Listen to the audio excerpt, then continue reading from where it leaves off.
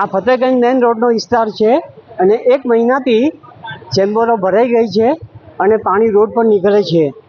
બધાની સોસાયટીમાં આજુબાજુની સોસાયટી જે બી એપાર્ટમેન્ટ છે એ બધાના ઘરોમાં બી પાણી ભરાઈ ગયું છે. અત્યારે ચાલવા માટે લોકોને તકલીફ પડે છે અને ચાલતા ગાડીઓને પાણી ઉડે છે અને બીમારી પણ ફેલાઈ ગઈ છે. 1 મહિનાથી અમે લોકો કોર્પોરેશનમાં કમ્પ્લેન કરેલી છે. એમની ગાડીઓ આવે છે અને એ ગાડીઓ આવીને કામ કરીને જતા રહે છે, પણ એ એકદમ ગટરનું કામ ઓર્ડિનરી કમ્પ્લીટ થયું નથી, એટલે અમને બધાને તકલીફ પડે છે. એટલે અમે વિનંતી કરીએ કે કોર્પોરેશન સાહેબને કે ફરી તમે એકવાર અહીંયા આવીને આ કામ ગટરનું કામ કરો તો આપની મહેરબાની.